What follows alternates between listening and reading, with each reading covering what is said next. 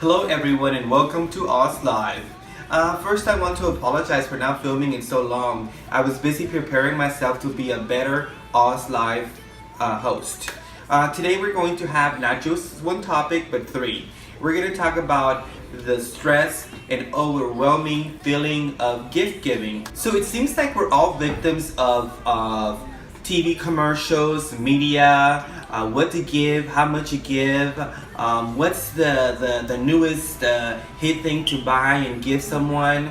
The other day I was talking to a coworker and she was expressing how much she loved her husband, how he was a great dad, a great husband, how he's a great provider, and she didn't know what gift to give him, that she didn't have a lot of money and she wanted to buy something expensive so that he knew exactly how much the whole family loved him.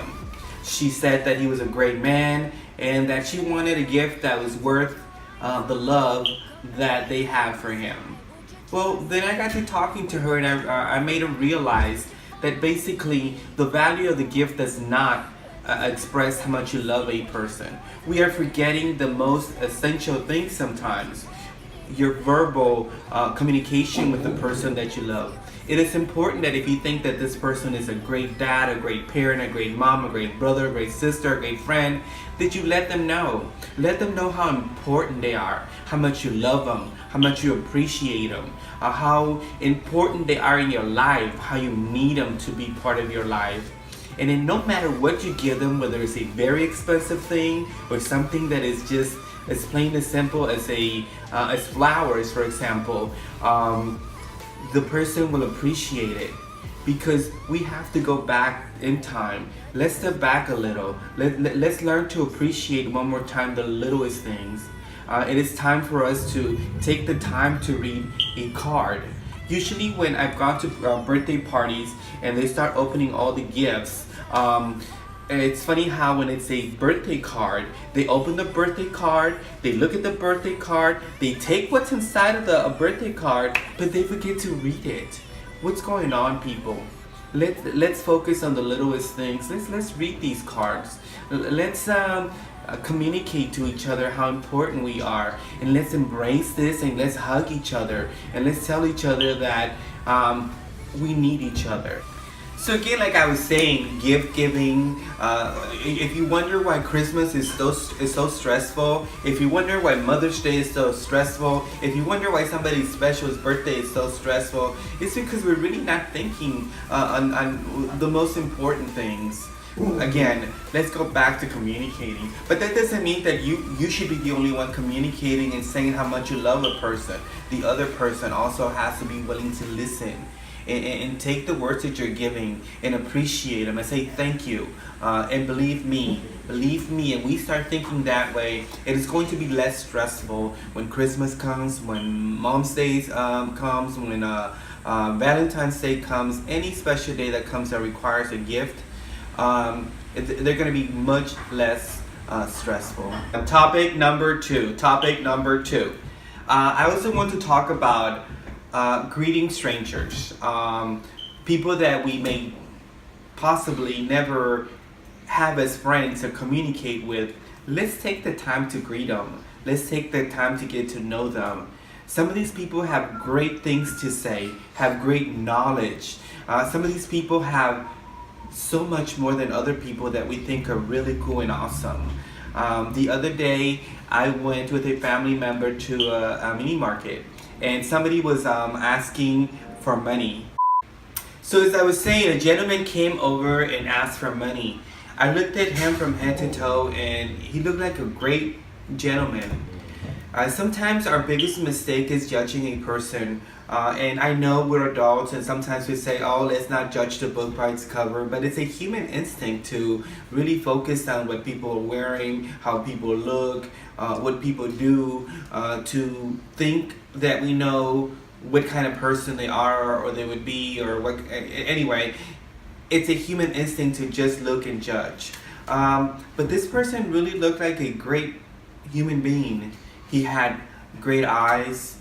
He looked like a person that had lots of knowledge. So I was in a good mood. I took out $3 and I gave him $3. When I gave him the $3, he was so surprised and shocked that it was $3, not $1, I guess. And he smiled and he said thank you, and he said he wished me well. And I can see that this person is probably a homeless person, but likes to groom and look good and take care of himself. So as I was talking to him, it really touched me when he was wishing great things for me, that I decided to get another $2 more and give him $2 more.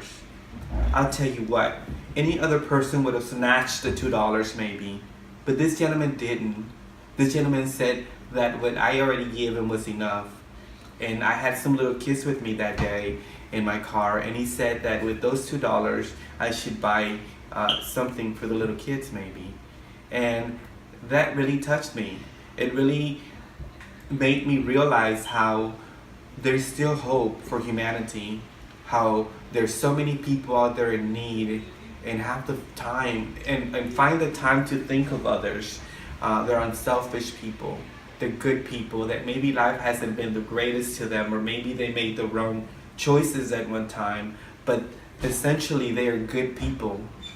So the reason why I'm saying this is because sometimes we miss out on meeting great people and learning from people. Please, people, let's acknowledge people. Let's take the time to meet people that we think that normally would not be our friends. Thank you. Topic number three. This is not going to be a long video. That's why I'm speaking kind of fast, because I don't want to bore you guys. And plus, I'm not feeling very great today because since Thanksgiving, just so you know, to Christmas and then New Year's, I put up some weight and I'm sure you can see it. And I'm having issues with that, but I still wanted to film the video so that you could see that I have the courage to stand up here, and no matter how much weight I've gained, I'm still trying to be up here. I promise you that I will lose some weight to look sexier. So going back to topic number three. Why does humanity have such a hard time apologizing? Why is it so hard to say I'm sorry when we know we've made a mistake? Maybe we spoke or said more than we should have, or maybe we offended somebody by the way we looked at them, or maybe we made a comment that somebody didn't like and we're okay with that because we're like, that's the truth, right? So I think it's a human instinct to be proud and not want to apologize even when we know we really messed up. In all of my videos, I talk about on what we can do to be happy, to be that great positive individual that everybody admires, that everybody wants to be with, that everybody talks about, and that everybody wants to get to know. Well, this is the deal. Sometimes when we don't apologize and we know we messed up, or even when we know it wasn't our fault and we did mess up, it makes us unhappy. We don't realize it because we're too proud, but not apologizing to someone that we love or someone we care or a friend messes things up. It creates friction. It makes people very unhappy. Not just yourself, but the person that you offended, the person that feels insulted, the person that feels that you were not fair in saying what you said. So people, let's not have a hard time apologizing. Sorry is just a word, but really, it's how you say it. Really mean it when you want to apologize. You will realize just how much better you will feel. Whether that person accepts your apology or not, you as an individual will feel great to know that you had the courage to apologize when you did or said something wrong. It makes you feel like the much better person. It makes you feel at ease. You don't have this guilt anymore if you know you said something wrong, or you did something wrong, or you maybe said something wrong again. I mean, it's really hard to apologize to some people, but I encourage you to find the time and not be afraid or embarrassed or too proud to apologize. I guarantee you that it would open doors for you and it would make you feel great as a person. And you will be admired whether the person that's receiving this apology from you tells you or accepts your apology, or whether that person tells you or not. You will be admired by that person for taking the courage to apologize. Let's not hold grudges. Let's not be unhappy.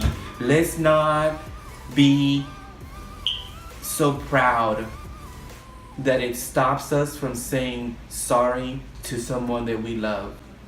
That was topic number 3. I've saved the best for last. So don't forget, take the time, forget about being proud, and apologize. And that would make you happy.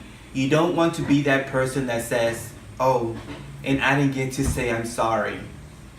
You want to be that happy individual who doesn't carry any guilt, any grudges, and you want to be that individual that is so mature and so well put that can apologize and admit when you have made a mistake and said something wrong. Thank you for your time, everyone. Thank you for the time you invested on watching my video. I want to wish you a great 2017 year. I wish you lots of love, happiness, and success in everything you plan to do. Thank you so much. Don't forget to like and subscribe. Thank you so much.